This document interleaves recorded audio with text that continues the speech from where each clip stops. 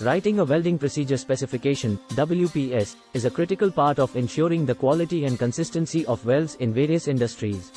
Here are the general steps to create a WPS.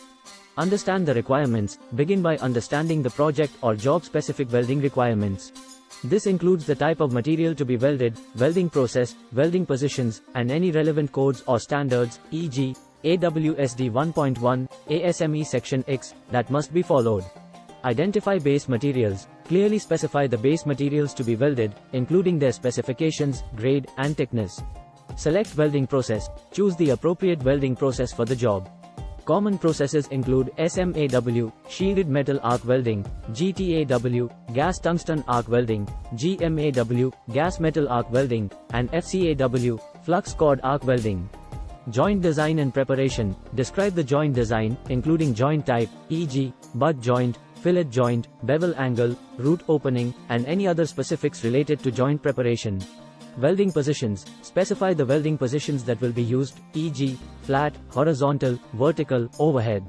Welding consumables. Detail the welding consumables, including electrode or filler material specifications, size, and classification. Ensure that the consumables are compatible with the base materials and welding process. Welding parameters. Provide the welding parameters such as amperage, voltage, travel speed, and shielding gas, if applicable. Include a range of acceptable values if necessary. Preheat and interpass temperature. Indicate any preheat and interpass temperature requirements based on the material being welded. This helps prevent issues like cracking. Welding sequence. Outline the sequence in which weld passes should be made, particularly for multi-pass welds. Back purging. If required, specify the use of back purging to protect the root side of the weld from oxidation. Welding technique. Describe the specific welding technique to be used, including any weaving patterns, if applicable. Post-weld heat treatment, PWHT. If PWHT is required, provide details about temperature, duration, and cooling rates. Visual inspection. Define the visual inspection criteria, including acceptable weld profiles, discontinuities, and the standards to be met. Non-destructive testing, NDT. If NDT methods like radiography or ultrasonic testing are required, specify the procedures and acceptance criteria. Documentation and records. Specify the documentation required for each weld, such as welder qualifications, material certificates, and inspection records. Quality control. Outline any quality control measures, including the frequency of inspections and the responsibilities of inspectors.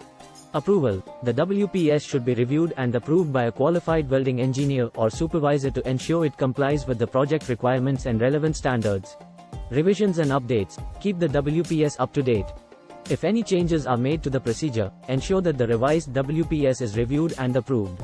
Distribution. Distribute the approved WPS to all relevant personnel, including welders and inspectors.